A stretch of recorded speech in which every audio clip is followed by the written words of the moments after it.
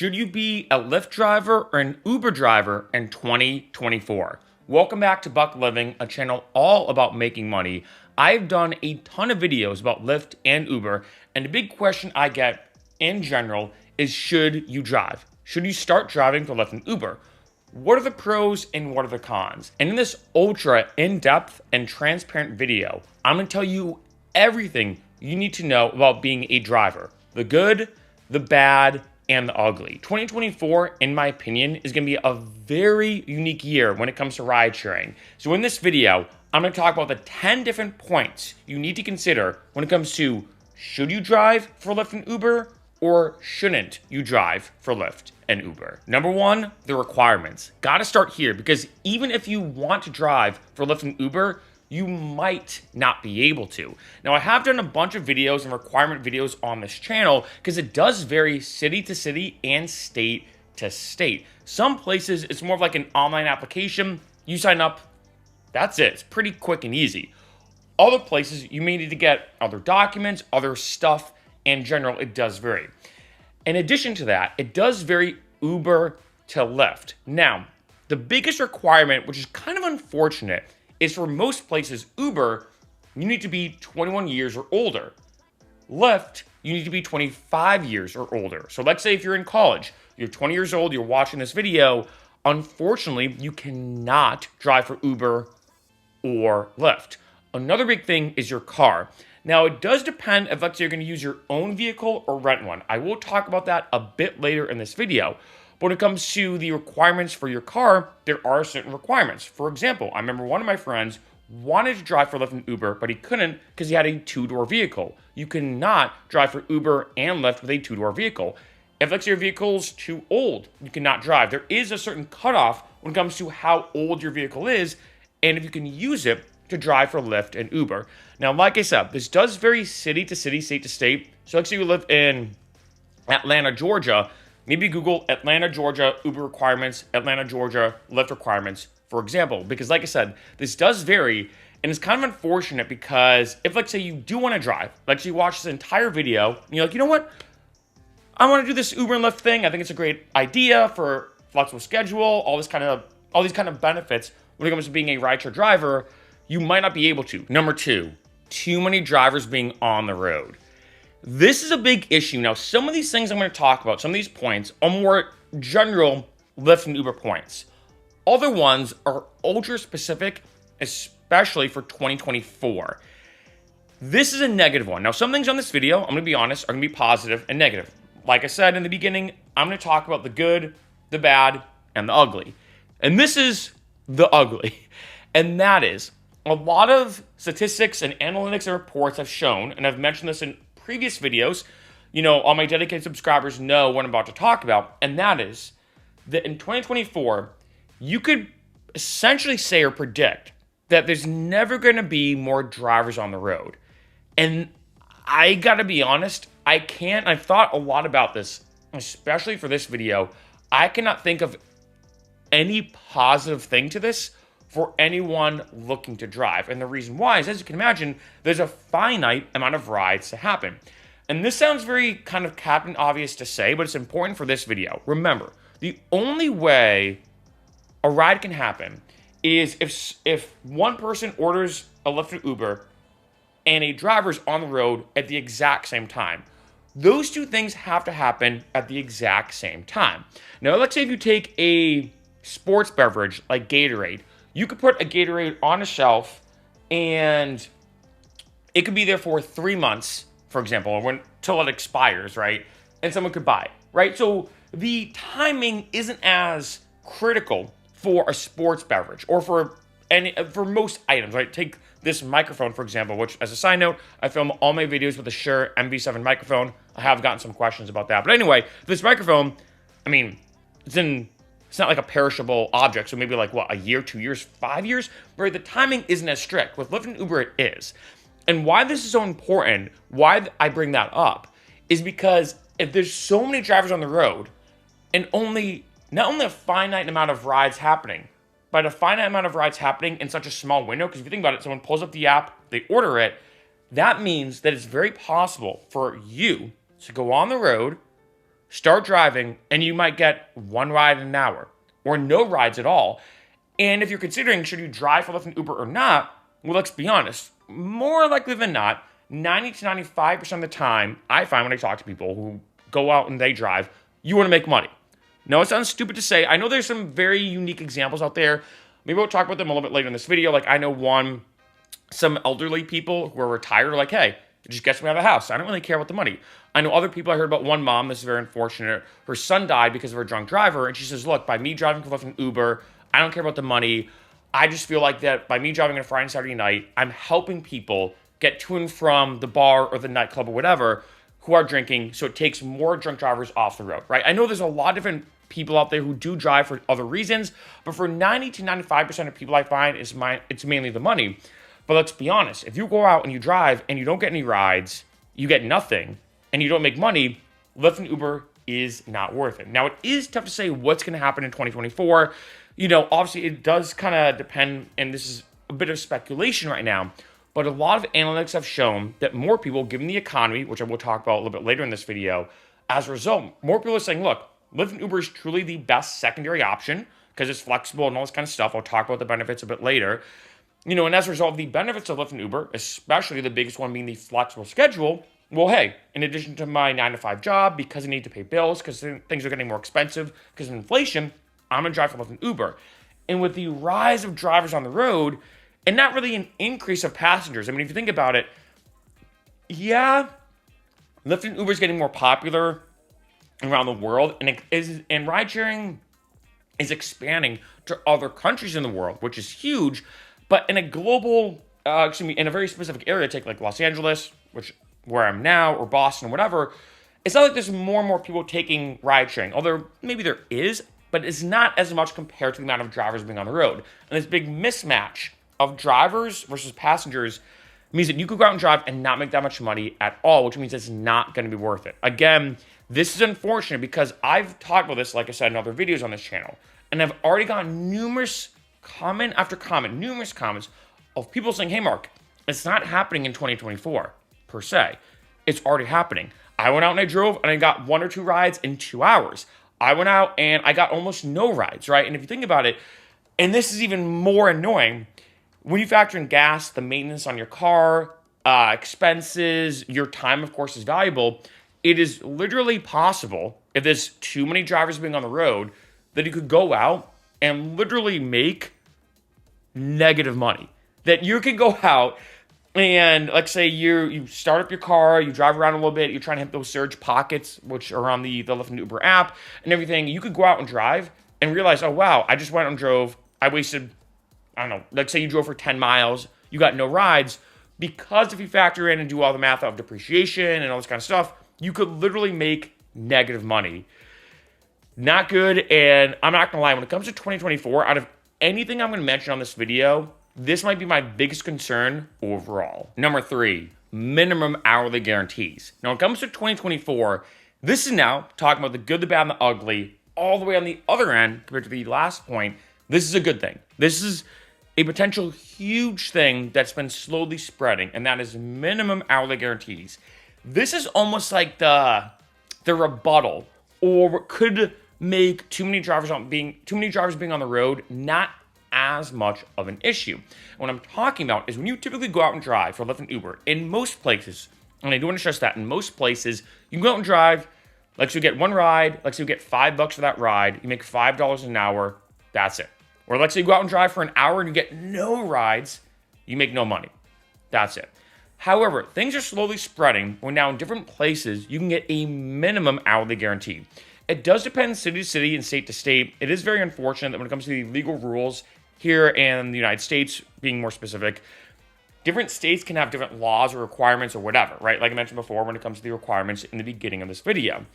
Now, in California, we had something called Prop 22. As a result of Prop 22 happening and rideshare drivers being independent contractors and staying that way, one clause of that was kind of automatic, so to speak, is the fact that now drivers get minimum hourly guarantees. So let's say if you do go out on the road and you get no rides that entire hour, you can still make money.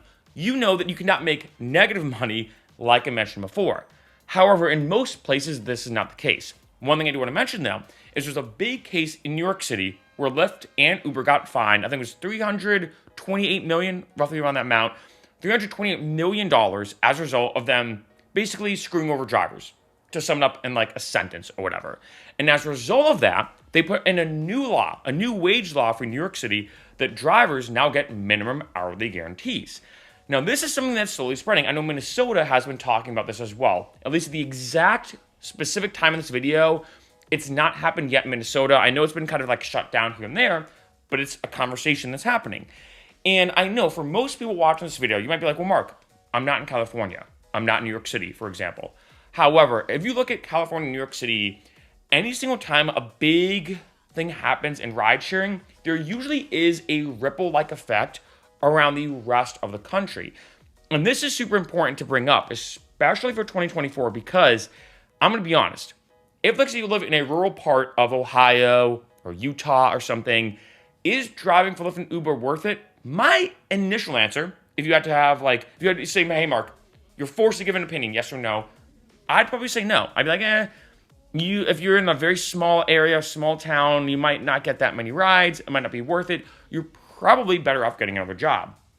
However, if, let's say, a law passes in Utah where you get a minimum hourly guarantee, or in Ohio, or let's say, and this could potentially happen, if a federal law happened where rideshare drivers now get minimum hourly guarantees, well, now my opinion flips. I'm like, hey, even if you go out and drive and you get no rides, who cares? You're still making at least X amount. I think in New York right now, as far as I understand it, it's something like I think it also depends when it comes to delivery driving as well. I think it's either like $18 or $29 an hour, depending on how it gets calculated, right? If you're making minimum $18 an hour, that's pretty good. And I believe in 2025, that's going to jump up a few bucks as well. So you're going to be making about $20-ish an hour minimum in, let's say, New York as a result of this new wage law. Who cares if you get a lot of rides or not? And typically the way it works is, let's say, I'm making numbers easy. It's $20 an hour minimum hourly guarantee. And let's say you go out and drive and you make $15 total, Uber and Lyft has to bump you up. You'll never get brought back down. So let's say if you go out and you hit these big rides and you make $30 an hour, you're not going to be deducted $12, for example. Although Lyft and Uber does take a cut out of your earnings, which is another thing I'll talk about a little bit later in this video. But overall, when it comes to having a minimum hourly guarantee, this might be, in my opinion, the biggest make or break for 2024, especially if you're in a very smaller area compared to a hot spot like Boston or New York or Miami or LA or San Diego. This could be a huge leg up for every driver out there. I'm hoping something like this does happen. And this is a big point I'm really stressing because, like I said, the too many drivers on the road scares me. I'm going to be honest. That's probably the biggest con or negative thing that could happen. I think there were probably, and this is my prediction, being honest, I've read at this point over 1,000 articles about Lyft and Uber. I'm also a former accountant, so I'm big on analytics and numbers. There's never going to be more drivers on the road ever, I think, in human history, which is not good. And that's why in the last point I brought it up, being like, look, good, the bad, and the ugly, this is ugly. This is the one kind of saving grace. And that's why I really want to stress this. And I'm hoping this does become a federal thing. I look at this, I know very similar, very different, to be honest. So much what's happening with marijuana. Now, for me, I'm not a smoker. I prefer alcohol. It's just not my thing. I don't judge those who do. I don't know. I don't really care for being high, just personally, right? However, as we all know, I think it was Oregon and California, one of the first ones to legalize it. And now every state's slowly legalizing it. I could see at some point something happening federally where they say, look, in the next 5 or 10 years, they're like, look, over half the states have legalized it. Let's make it a countrywide thing. Let's make it a federal thing. Let's make it where the United States of America, in all its states, marijuana is legal. I could see something, and I guess, again, very similar, very different, something like that happening with ride sharing, where if more and more places start making a minimum hourly guarantee, the government could just be like, you know what? All right, everywhere is fully minimum hourly guarantees. And that does happen. I don't think it will happen in 2024, but it's something to keep on your radar because in your state, if let's say you live in a state with a big major city, like Florida could be a great example of this, maybe Massachusetts, right? If it does happen in your state, that alone could change my answer of being, should you drive for Lyft and Uber, from a no to a yes. Number 4, your location. Now, I mentioned this in every one of these videos. I've actually done these a bunch. I think my first one was in 2021, then 2022, then 2023, and now we're talking about 2024. And I bring this up in every video. I've mentioned this in a bajillion videos that I've done on this channel about Lyft and Uber, and for good reason. Whether you like it or not, your location is the number one factor that determines how much money you can make as a driver. And let's be honest, like I've said, for most drivers who get on the road, they do it to make money. And here's the things that get even more annoying and tricky, like I mentioned in the requirements part.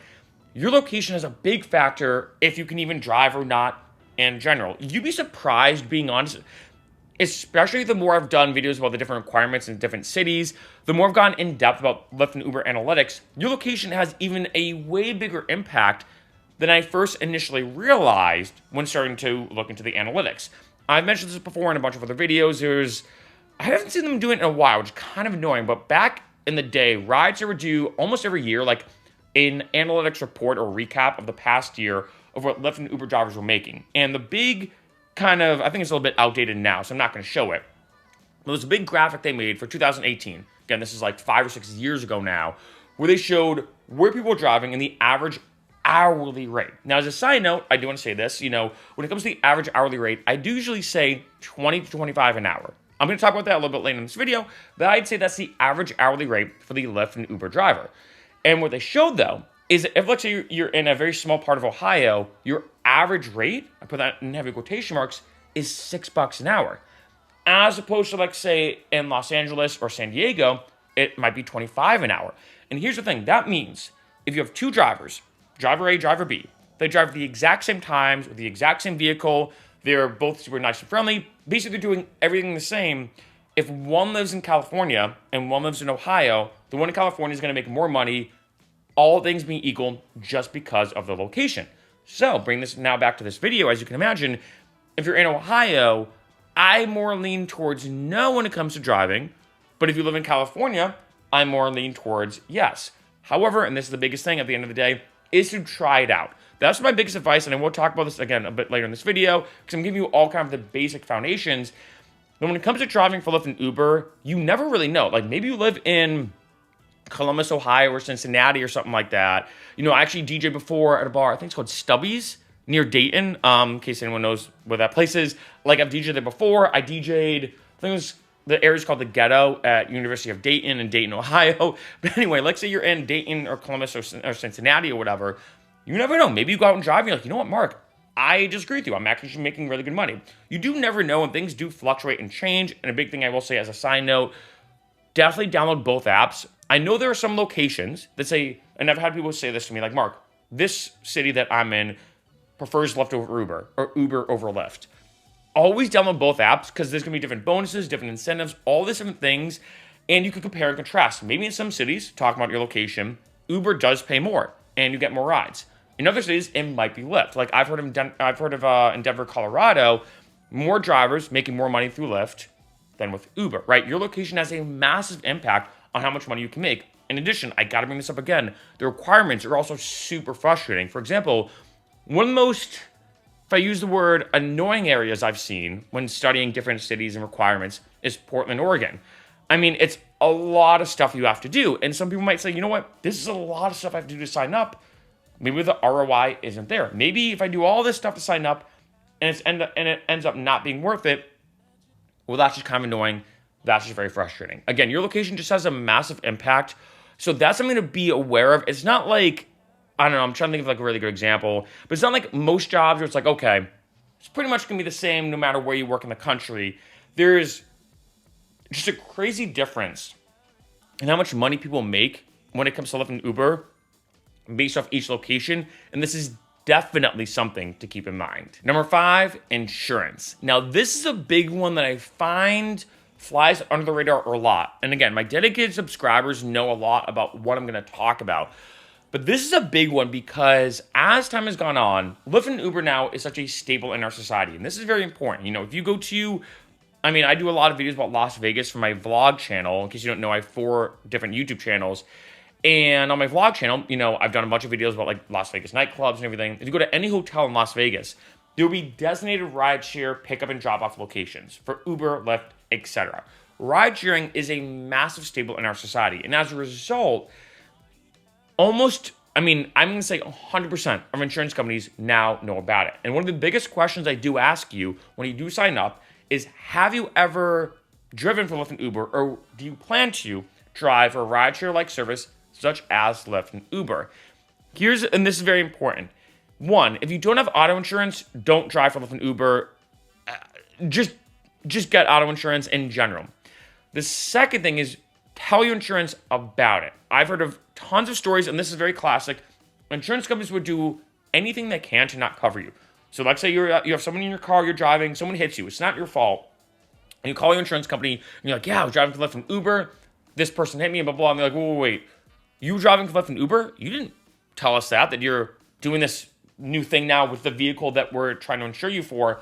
We're not going to cover you, right? And I have heard of stories of, again, insurance companies not being the best with this. Now, as a side note, and I've done some dedicated videos about this and get very technical, Lyft and Uber do have their own insurance to kind of cover you. It depends upon the period. That's kind of the legal term where there's different periods. Period 0 being you're not driving for Lyft and Uber. Period 1 being like, all right, the app is on and you're driving to pick somebody up. I think then period 2 is someone's in your car and you're driving them to the location. There's different coverages for each specific point of the ride-sharing process, right? Because as you can imagine, if you're driving and someone's in your car, that's a little different than if you're driving to pick somebody up, right? Like, given the legal stuff. However, again, I think that the coverages that Uber and Lyft have, got to be honest, just not that good. And this brings me to the third point, and that is to get rideshare insurance. I cannot stress this enough. I got to be honest, just because, let's be honest, the more that you're on the road, and this is unfortunate, statistically speaking, you're more likely to get into an accident or some type of altercation. In addition, who knows if something happens inside your vehicle, where it's not an accident per se, but let's say we've heard these stories, someone attacks you, something happens. As a side note, I'd want to say get a dash cam, right? Just get it. You can get one on Amazon for like 50 or $100, and also get a two-way one. So get one that films both the outside of your vehicle, like in the front of it, but also inside, right? And if you go on Amazon and search like rideshare dash cam, there's a bunch of them because, again, we've all heard these stories of passengers doing malicious things, and as a result, drivers get in trouble, they get deactivated. You know, the last thing you want to do is be driving. You're relying on that income for Lyft and Uber. You get into some type of altercation with someone in your car, and you get deactivated, even though it's not your fault because the passenger made something up. This happens all the time. And now you're like, great, I can't drive at all, and I was relying on this money from Lyft and Uber. Have a dash cam, and again, if you get into an accident, you have the proof that it looks like it wasn't your fault. And in addition to a dash cam, like I just said, get rideshare insurance. It's going to be anywhere between like $6 and maybe $25 extra a month. Because I got to be honest, if you're driving and you don't have that, or let's say, let me back up. If you're considering driving and you're not going to get rideshare insurance, you're like, I don't need that. That's fine. I almost say not to drive because all you need is because remember, you're driving to make money. And I'm really, pun intended, driving this point home. You're driving to make money. And all you need is one incident where, like, say something happens, and like say it is your fault or it isn't or whatever, and you don't have rideshare insurance, you're not being covered, and now you have to pay all this money for maybe your vehicle, another vehicle, like say personal, like say someone gets hurt, so it's like a personal claim or whatever you have to deal with. That could negate any money you can make with Lyft and Uber, and then some, right? It might put you even further into debt where you're like, wow, you know what? I shouldn't have even driven at all. This is now a massive waste of my time. I'm spending all this money. Just get rideshare insurance. Like, it does depend upon what auto insurance you already have. Some companies have it as like a tack on, saying, all right, you have auto insurance for an extra $20 a month. We'll tack on rideshare insurance. Other companies don't have that, but they'll say, okay, you know what, go to this company. It's a secondary company that only does rideshare insurance. So in a sense, you do have two different auto insurances.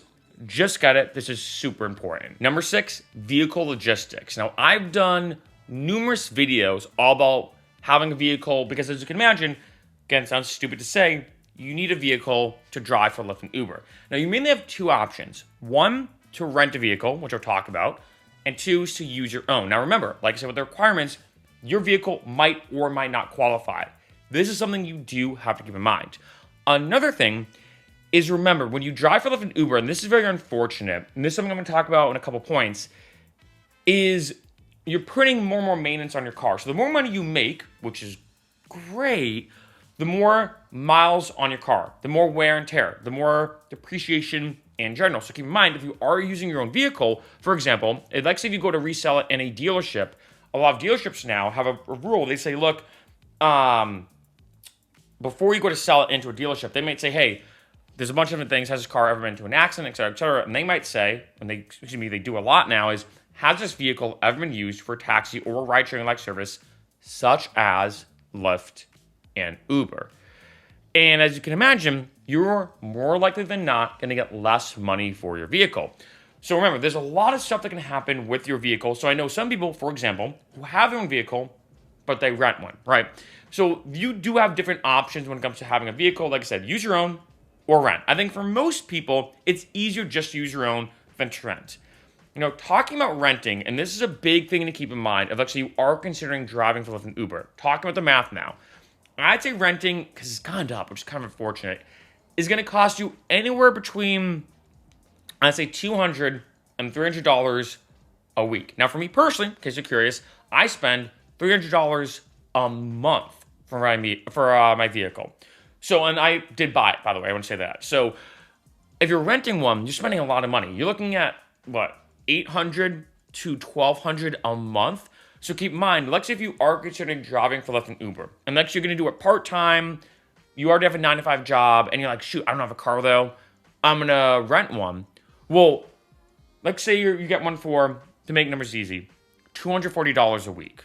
That means you have to drive to make $240, and then anything past that is profit, of course, but you still have to drive just to break even. It is very, very possible for you to make negative money, right? And like I said before, even if you have your own vehicle, that could be the case as well. But now when it comes to renting, it's even more the case. Now, like I said, the average driver, I'd say makes about $20 to $25 an hour. Let's make it worst case scenario. Let's say make, or maybe not worst case scenario, but let's give the lower end of that. Let's say make $20 an hour. That means, if you think about it, in a given week, you need to drive 12 hours, right? 12 times 20 equals 240. You need to drive 12 hours just to break even, right? And that is super, super unfortunate. Then you have to drive, like say you're going to do it part-time, you're doing it only 20 hours, only 12 of that is to break even, and the rest, the 8 hours, is just to actually then go into your pocket, which means you have to drive more and more and more just to actually make money. Now, granted, I will say, I like to be very transparent, which is why I'm really going in depth on this video. I know this video is very long, but I want to give you everything you need to know, right? I don't like to leave anything out or whatever. If you think about it when it comes to this, it's one of the biggest things because if let's say you do go out and you want to drive part-time, it might not be with your time at all. Because let's say you make $20 an hour and let's say you drive for 20 hours. Well, 12 of that, boom, rental. 8 of that, boom, goes to your pocket. So if you drive for 20 hours, you only actually really make $160. Should you be doing something else? In my opinion, potentially. Renting the car might not be worth it at all.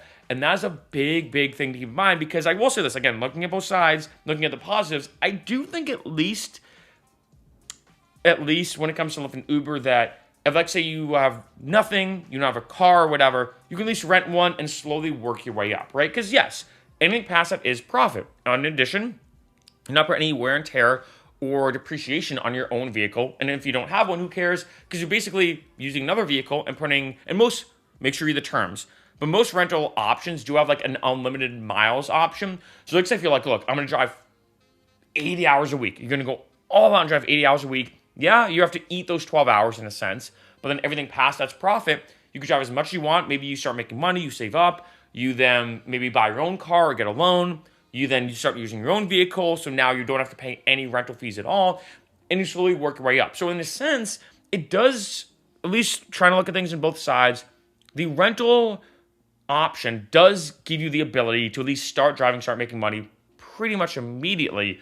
But again, this is something to keep in mind that yes, like I said in that example, you're going to have to drive, break even, and then anything past that's profit. But when you look at the bigger picture, you're like, okay, I'm trying to do the math out real quick in my head. It's like, if I, let's say, drive 20 hours, 12 goes to the rental fee. 8 goes to my pocket. That means I get $160 because I'm making $20 an hour. 160 divided by 2, what is that, 80? Or divided by 20, so I'm making, what, $8 an hour?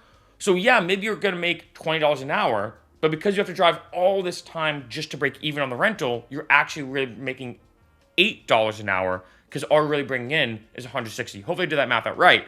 But this is something to keep in mind that, again, if you're, let's say you're looking to drive for Lyft and Uber, and you're going into it mainly part-time, which is something I do suggest. I'll talk about that a little bit later in this video. Something I definitely suggest. But you're doing it part-time and you're renting a car.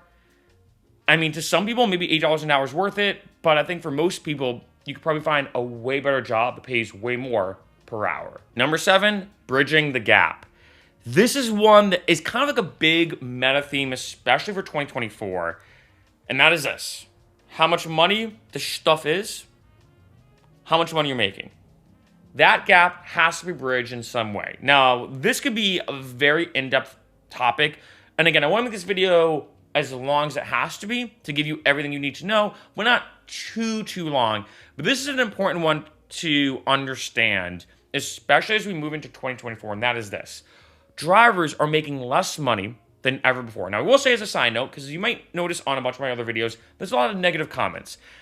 One thing I will say is I find about 25% of drivers love driving for Lyft and Uber, and they're also making more money than ever before. About 75% of drivers hate driving for Lyft and Uber. They quit because they're not making that much money at all. Now, I will say, when I first started driving in 2015, I was making really good money. There are some weeks I could make $60 an hour, and it was awesome. Now, which now talking about the hourly rate gets unfortunate because in 2015, 2016, years and years ago, almost in a sense a decade ago, when people ask me, how much money does the average driver make? I'd say, about 20 to 25 an hour. And now, fast forward almost a decade, as you may notice on this video, when I talk about the average hourly rate, it's still 20 to 25 an hour. So if you think about it, back in the day, 20 to 25 an hour, and keep in mind, that was the average. You could make a lot more than that, which I think, in my opinion, I did. That was decent money about 10 years ago. Now, it's not really for a couple of reasons. One, that 20 to 25 just doesn't go the way it used to. As we all know, it should have increased the average hourly rate. The second thing is things are more expensive. This is bridging the gap. The third thing, as well, is the fact that Lyft and Uber is now taking out a bigger cut than ever before. Back in the day in 2015, when I first started driving, both Lyft and Uber took out a hard 20%. Very, very easy math, right? If I go out and I make $100, they get 20, I get 80. I thought that was fair. I'm like, they make the app, they design the app, they find the driver, not the drivers, they find the passengers for me. I just show them the app, it does everything for me. Boom, right? Okay, great. They take 20%, I get that. Now, though, it almost seems like now talking about the location again, that different locations, Uber and Lyft takes out a bigger cut. So in some places, I've even heard of places like, I think it's Miami and other areas, they take out 60% or 70%. Usually it's about half now. So I mean, if you make $100, they take out 50 or 60. I've even heard of some places, it is even approached sometimes even close to 80%.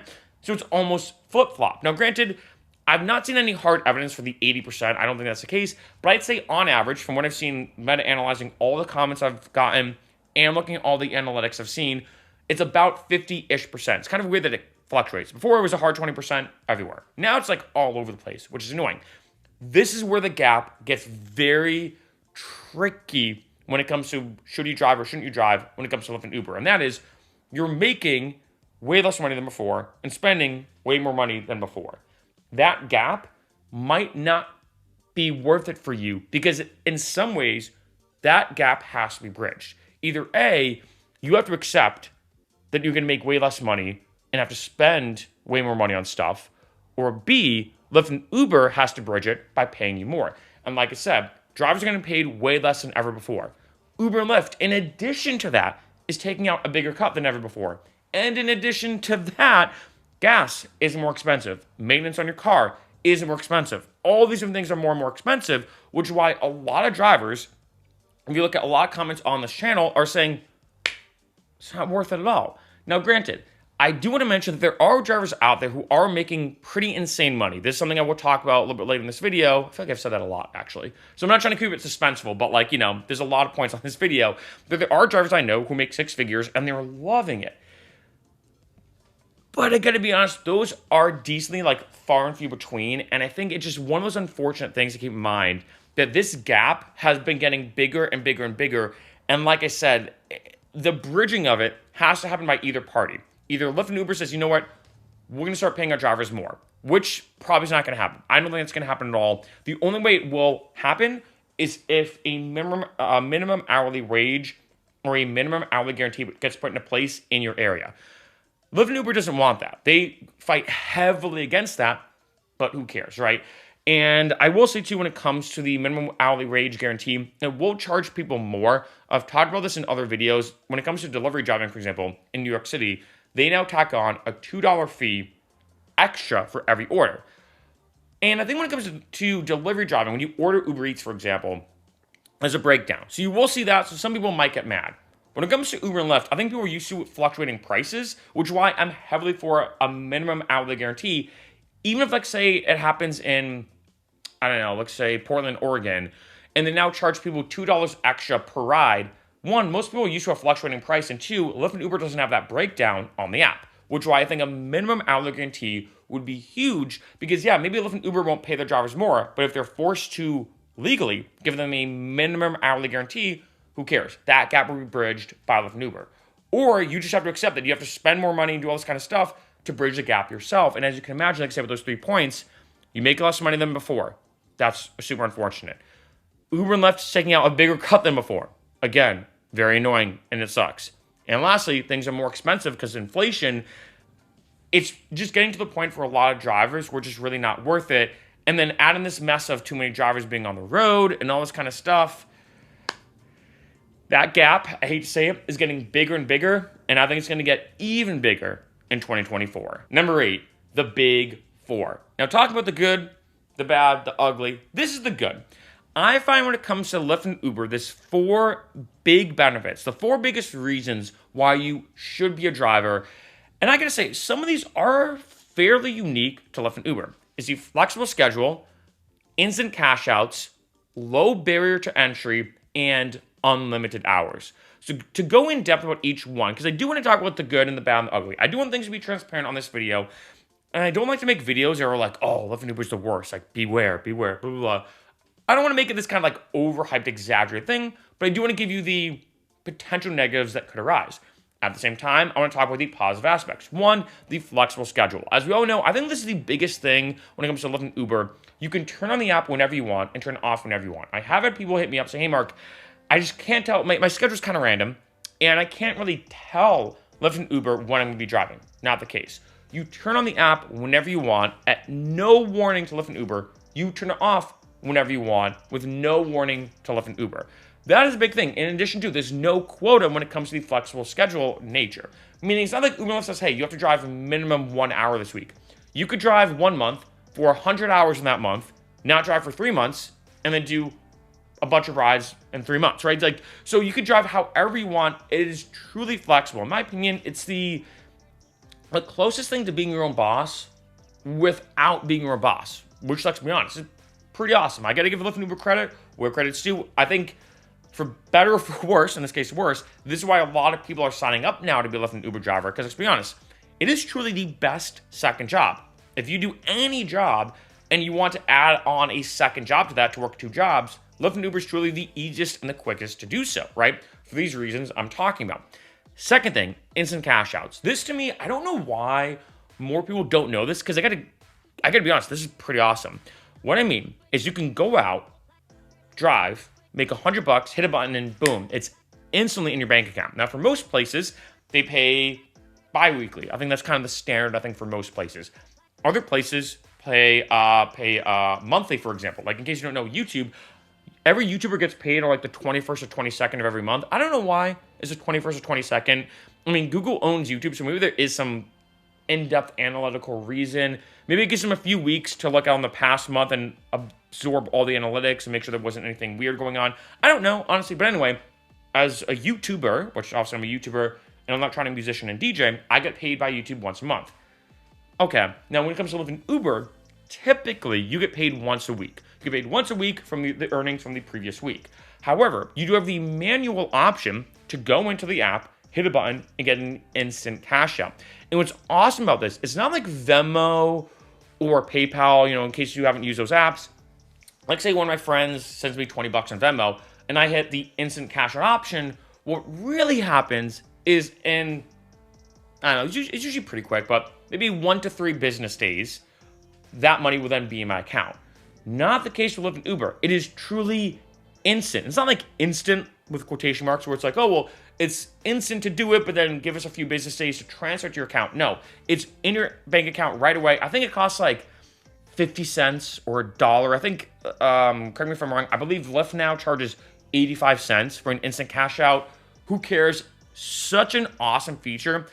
And I think this is super underrated, which these are all kind of combined when it comes to this great point. It's like, say you have a bill you need to pay. You're like, shoot, I didn't pay this bill, or I need money for rent. I'm $100 short for rent. I need that money like now. Now. You can go out, drive, because it's flexible, remember, and then instant cash that out to your bank account. Now, the third thing, which is a big one as well, is the low barrier to entry. And I've mentioned this before in other videos, but this is a big one. Because I'm a former accountant, obviously sometimes I see accounting jobs and everything. And one of them says, for example, you need an accounting degree. You need to actually have an accounting degree, and they pay $25 an hour. And for me, remember, I went to a 4-year university. I had to study. The exams were brutal. The studying was brutal. What I did was brutal. A lot of work. And now I actually have an accounting degree, and I can apply to that job and make $25 an hour. I just spent years. I went to college, obviously student debt, all this kind of stuff. Or I could have just signed up to drive for Lyft and Uber and immediately started driving, right? And if you think about it, I'd say for most places now, especially like if you live in a good area like LA or San Diego, you can make $25 an hour plus, probably closer to $30 an hour. So if you think about it, you have to do all this less work to make, if anything, more than an accountant who had to do all this work to become an accountant. The low barrier to entry is also a very underrated thing when it comes to Lyft and Uber, that basically all you really need when it comes to the requirements, of course, the age and that kind of thing, but in terms of what you need to do is just have your driver's license, which most people have. And if you live in an area like LA, you probably have a car. If you live in most places, like say, and you do have a car, then you're pretty much way ahead of the game already. You can sign up like that and start driving. It's a very low barrier to entry that when you factor in the amount of money you can make per hour with not having a degree, not having a certification, not having a special thing or whatever, you don't have to take a special exam or whatever, and you also don't have to put on money. It's not like you have to pay money for student loans to get a certification or buy something else. You could just start driving. The low barrier to entry is amazing. And the fourth one, which is another underrated one when it comes to the big 4 benefits, is unlimited hours. Now, technically, is it truly unlimited? No. 1, there's only 24 hours in a day, of course. 2 is there are some rules. It does depend city to city and state to state of how much you can actually drive. As you can imagine, they don't want someone driving 20 hours straight just for legal reasons. And I do want to say this as a side note, and this is like a big thing I go hard on, to be honest, that I'm very, very strict about.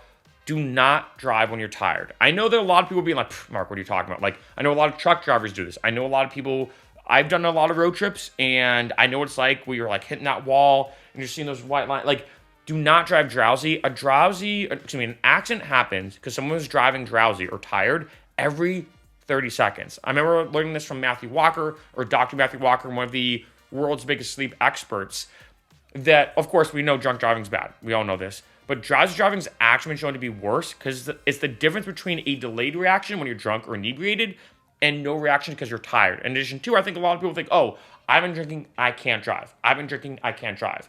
But a lot of people think, well, I've been driving Lyft and Uber for a bunch of time, or I've been doing this road trip, or I'm doing something or whatever. I've not slept that well, whatever, I'm fine. It's kind of harder to measure how tired you are. And I think a lot of people, and I remember learning this actually from studies, explained by Dr. Matthew Walker, that we think we're more alert than we actually are if you're sleep deprived. When you're sleep deprived, you're like, oh, I'm fine in 6 hours. But on every single study shown, no, you're not. And I know some people are like, no, Mark, I'm fine in 6 hours. No, they've done tons of studies about this, and they find that when it comes to people, and I know I'm driving this point home, but this is a big one, is that they've done like exams or whatever, and they find that people drive like, or people like say who have only gotten like 6 hours of sleep, for example, perform way worse on tests as opposed to if they got like say 8 hours of sleep. And when asked, oh, do you think that your sleep deprivation, only getting 6 hours, affected you? Almost every single person said, no, I was fine. I'm absolutely fine. But the studies show, no, you're not. So I'm gonna say this as a side note. But anyway, when it comes to this, and that's why it's ultra important, you know, when it comes to just being aware of how much sleep you've gotten. I just want to say that when it comes to this, though, there are different places, city to city, state to state, where you can only drive a certain amount of hours per day. Some places it's like $12 hours in a 24-hour period or whatever. So this is something you do have to keep in mind, but theoretically, it is an unlimited amount of hours you can work, theoretically. I mentioned this before in a bunch of other videos. I used to be a bartender, and I remember people would say to my boss, like, hey, I got to get extra hours. I need to make rent. I need to get more money. Can I get any extra hours? My boss would be like, no, sorry, we're completely booked up. Not the case with Lyft and Uber. You really never theoretically have to worry about turning on the app. I've never seen this, by the way. Maybe the pandemic may have happened, but I don't think so. You never have to worry about turning on the app, and like say you want to drive for 5 hours that day, and the app says, sorry, you can only drive for 3 hours. Not the case. You can drive an unlimited, theoretically, amount of times, like I said, until the point that it legally caps you off, given your city and given your area, given your state, et cetera, based off the laws, which sometimes can change. But overall, you never have to worry about not getting enough hours. If you, like, say, want to have a marathon week and drive 80, 90 hours, go for it. Absolutely go for it. Of course, be safe. Like I said, drowsy driving is very dangerous. But let's say if you want to just go out and have a marathon week and make a ton of money, you can do it when you want because you have a flexible schedule. You can instant cash out that money. Like, say you need to pay a bill. Like, say you're saving up for a vacation, whatever. 3, it's a low barrier to entry. So it's not like you need to do anything. Like, say if you do want to start driving, you don't have to do all this kind of crazy stuff beforehand. You just sign up. And 4, you can drive as much as you want. It's not like any other job where they say, sorry, we can't give you any more hours. We can't, even if you want to work, you're not able to. With Lyft and Uber, there's always hours on the table. Number 9, part-time versus full-time. This is one that I really want to bring up because if you're considering driving for Lyft and Uber, I always say to everybody, make sure you start off part-time. Please do that. The reason why is, like I said, throughout this video and numerous other videos, your location is the number one factor that determines how much money you can make. In addition, it also depends on when and how you drive. For example, in case you don't know, there's peak hours with Lyft and Uber. You have the morning commutes, 7 to 9 a.m., evening commutes, 5 to 7 p.m., Friday and Saturday nights. That's when you can make the most amount of money. However, if you can't drive during those times, you're probably not going to make that much money at all, unless you do have a minimum hourly guarantee. At the end of the day, though, you really never know. And this is why I suggest to everybody, make sure you start off part-time and test out the waters. Go out and drive.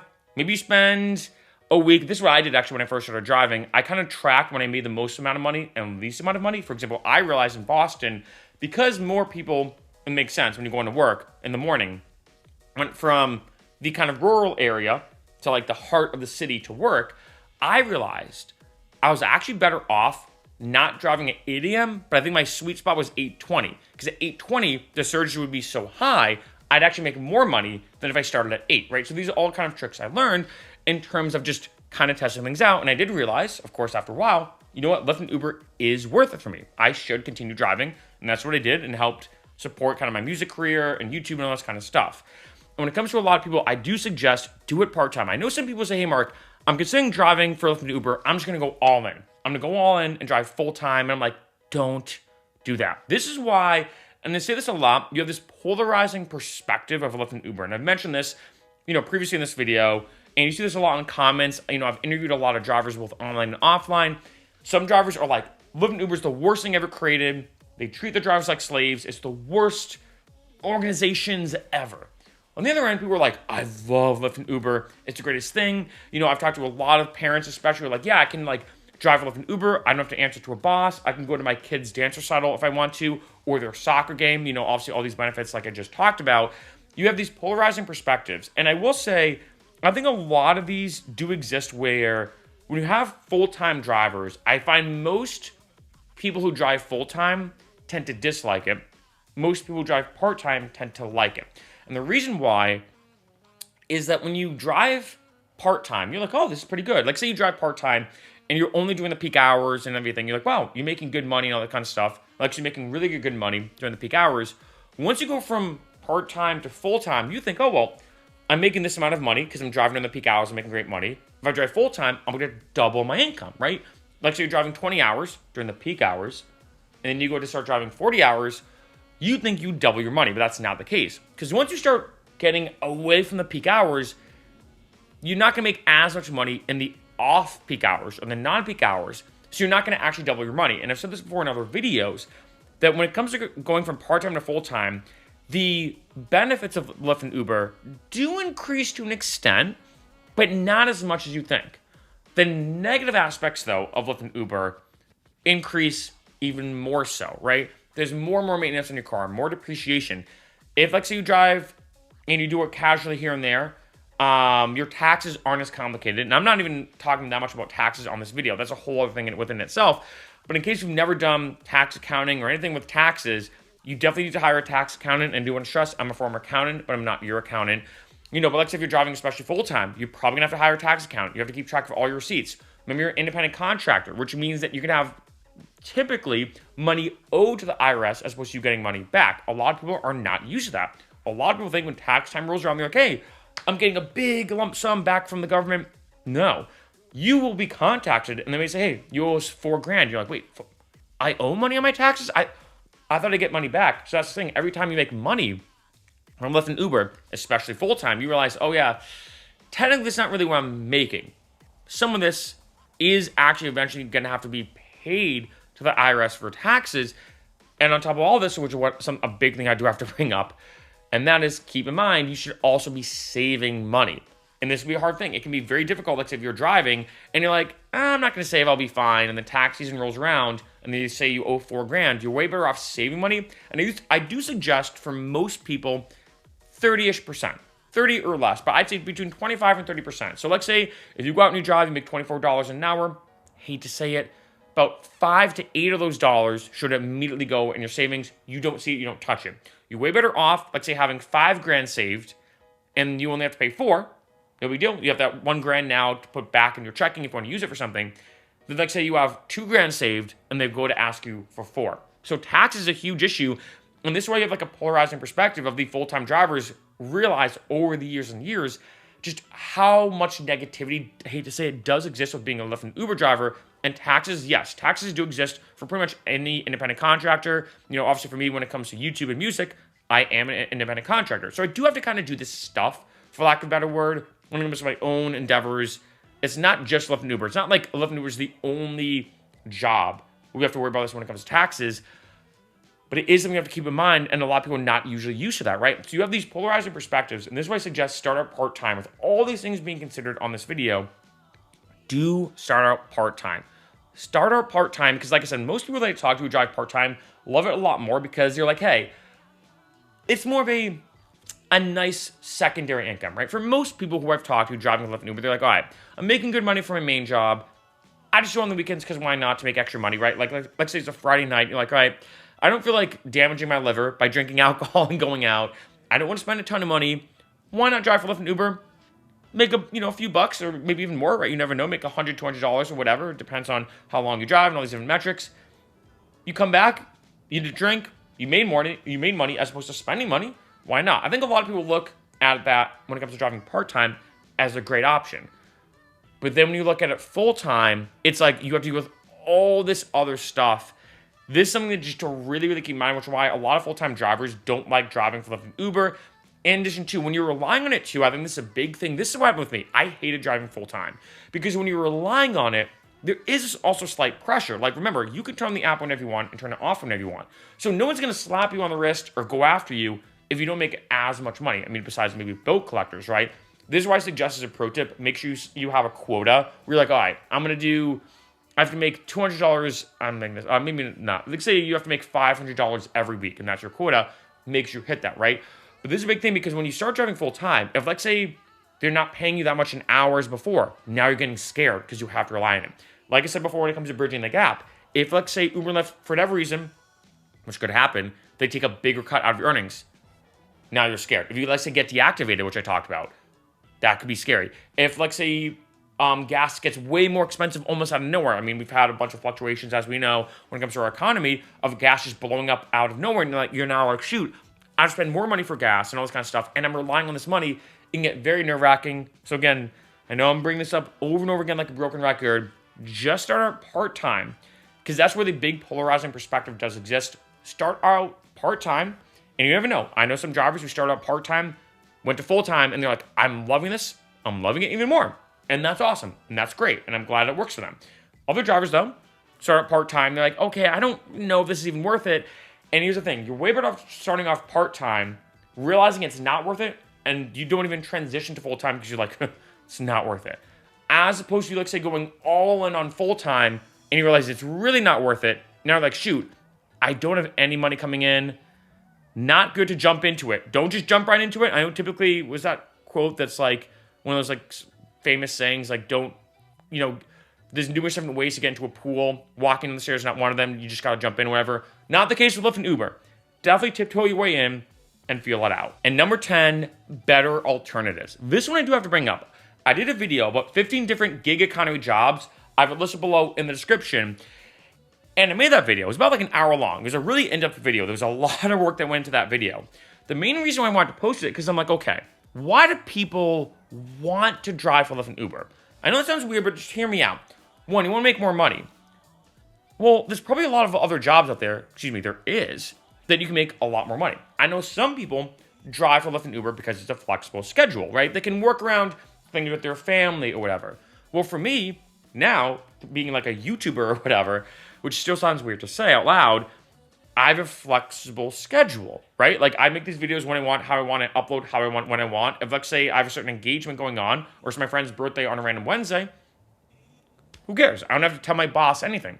I know some drivers who've told me, hey, Mark, I like driving because I'm able to travel. I've talked to a lot of drivers, surprisingly, who say, yeah, it's good because, let's say, if I live in Boston, I can drive for Lyft and Uber. Then if I move to Vegas, I just transfer over locations, and I continue driving in Las Vegas.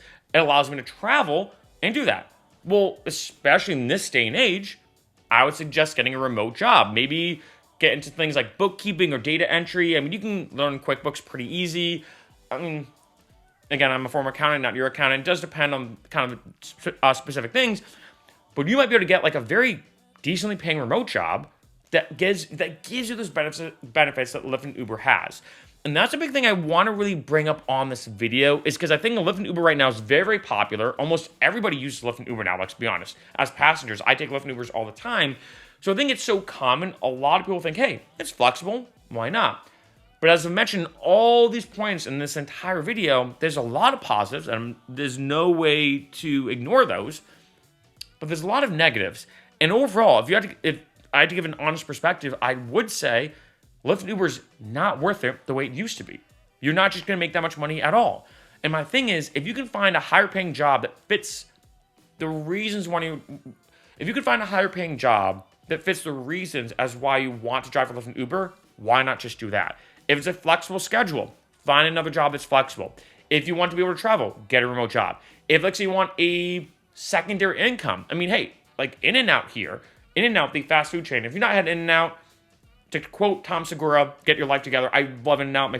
By the way, my favorite choice, 4x4 animal style. Amazing. But anyway, In-N-Out is a fast food chain on the West Coast, and actually they're spreading. I think they're in Texas now. They're in Colorado.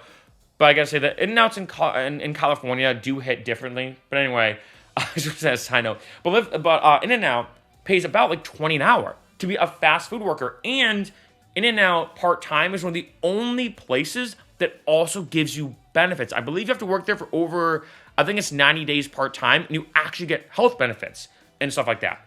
That's amazing, right? So if, let's say, you're looking for a secondary job, I know maybe being a fast food worker doesn't sound as appealing to some people, but why not just work for In-N-Out? Because remember, and this is a big thing to really keep in mind when it comes to bridging the gap, like I talked about, the more money that you make through Lyft and Uber, the more money that you're going to have to spend, right? And I know that sounds captain obvious, but it's very important for this particular point. Let's say if I go out and I drive a ton, I'm making money after money, I'm getting ride after ride, that kind of thing, I'm going to have to spend more money in gas. I'm going to have to put more depreciation on my car. I'm going to have to put more wear and tear on my car. I may have to get more oil changes. I may have to get my tires checked more. etc., right? So the more money that I make with Lyft and Uber, the more money I'm going to have to spend. With In-N-Out, for example, let's say I go to work, let's say I'm doing a 8-hour shift at In-N-Out, well, I don't have to spend any more money working 8 hours versus 2 hours, right? I have to drive there and drive back. Of course, I have to get to the restaurant and come back, but I don't have to spend any extra money because I'm working more. And that's a big thing. That's what I want to say to a lot of people. I hate to say it, that it just might not be. Now, granted, I know for some people, they want to do some type of gig economy job. And like I said, check out that video I posted. Again, list below in the description, because there might be a lot of better alternatives in your area. Remember, your location is the number one factor that determines how much money you can make as a rideshare driver. Maybe in your area, Lyft and Uber doesn't pay that much, but one of those other gig economy jobs, like I mentioned, does. And you can maybe do that. I know some people were Amazon. I've known some people do like Amazon driving or do other types of delivery driving, do all these different other type of options that they have out there, because it just pays way more. And you do get all the benefits of Lyft and Uber without, let's be honest, all the BS. But even so, maybe, and again, this is why I say to a lot of people, which I feel like a lot of drivers overlook, when someone drives for Lyft and Uber and they hate it, I'm like, well, why do you drive? And they're like, well, I need to, again, like I said, have a flexible schedule, have a secondary income. I'd like to travel. I'm like, okay, well, if that's your main reason for driving Lyft and Uber, why not get I don't use the word a regular job, but why not get let me call it a non-gig economy job that pays more, probably has benefits, and can potentially fulfill all the benefits that you like about Lyft and Uber? Why not find a non-gig economy job that actually, say, allows you to travel? And boom, I've met people who, say, part of their job is to travel. If, say, you like the secondary income, I may be asking, what is the secondary income for? Well, I want to do X, Y, and Z. Let's say you want to be a DJ like myself and get into music. Well, what if you, say, work for Insomniac or Pioneer or Tracto or these electronic music companies that maybe you could actually get a better leg up in the profession you really want to go down, right? And again, I know I keep talking about this, but I feel like in this age, if let's say you had to say to me, Mark, overall, knowing all this, is Lyft and Uber worth it? Is it worth it to drive? Yes or no? Regardless of all this kind of stuff, just give an answer. I lean towards no. Just got to be blunt. And now, a bonus point, and that is delivery driving. Had to finish off here and truly finish off this video with this one important bonus point. Now, driven back to the beginning of the video, making things full circle, I talked about requirements. It is unfortunate, say if you're in college, and I got to be honest, I think Lyft and Uber is really good for college students. You can do it between classes and homework and everything, but you have to be 21 years or older for Uber, 25 years or older for Lyft. Now with delivery driving, right? With delivery driving, the requirements are way lower, right? Typically for delivery driving, you don't even need, depends actually, a driver's license. You could do it on foot. Again, I gotta be honest, I know you can do it on foot, but that seems annoying, but you could do it on a motorized scooter. You could do it on a bicycle, which is actually getting very popular. You could do it with a vehicle, of course. And typically when it comes to the age, it's usually about 19 years or older for delivery driving. In addition, and I've talked about this before in other videos, take Uber Eats or whatever, or Postmates, or DoorDash, or Grubhub. A lot of people think, oh, well, I'm gonna do an app, like a delivery service app. I know some people have actually realized, hey, I'm actually better off just doing delivery driving for my local pizza place or, my local Domino's or whatever. I had friends in college who drove for the local pizza spots, and they could make bank, especially say if you're a social person, because if you think about it, with those apps, you do kind of have to go to the person's door, you drop it off, and you leave. There's not really a human interaction, and that's important because typically, and this is what my friend did in college, when he bring the pizza to say a party, say in college on a Friday night, he's like, hey, what's up, guys? I'm so-and-so, nice to meet you. Yeah, here's your pizza. He'd be that social guy, and he got so much money in tips. He was making more money. I mean, granted, Uber Eats didn't exist when I was in college, but he was definitely making more money had he done Uber Eats if Uber Eats did exist, right? So that's another option I would say as well. In addition, when it comes to delivery driving, you don't, say, have to worry about the requirements of your vehicle. If you, say, you want to drive for delivery driving with a two-door vehicle, you can. In addition, you can also have a passenger in your vehicle as well. It's kind of interesting. This is something, I don't know why, it's gotten more popular, and I don't know how they work it out of curiosity. If you do this, post in the comments why, or how you work it out. I say about half the time, I like to go out, if I order Uber Eats, which I try not to because it's expensive, and it's kind of wasting money, but about half the time when I go out to, say, get my order, I'd say it's either one person alone or they have a friend or passenger with them. I don't know how they work it out, but remember, of course, when it comes to driving for Lyft and Uber, you cannot have someone else in the car with you. It's usually you plus shotgun plus the 3 seats in the back, right? When it comes to delivery driving, if your car is messy, if it's dirty, if it doesn't qualify for Lyft and Uber, it doesn't matter. If you want to have a passenger and they're with you, you can as well. There's a lot of benefits to delivery driving over rideshare driving. And if you think about it, and I want to say this as a side note in case you didn't know, when you sign up for Uber, it automatically signs you up for Uber Eats because the requirements are way less. That is something you could definitely do. I will say, being transparent, I tried delivery driving. I liked rideshare driving. When I drove for Lyft and Uber, there was something that was kind of like almost oddly addicting about it and kind of fun. Like, you're constantly meeting people. Kind of gave me like a little rush. Kind of reminded me a little bit when I was bartending, where like you never know who you're going to meet. I love the conversations. Like, I did genuinely enjoy rideshare driving.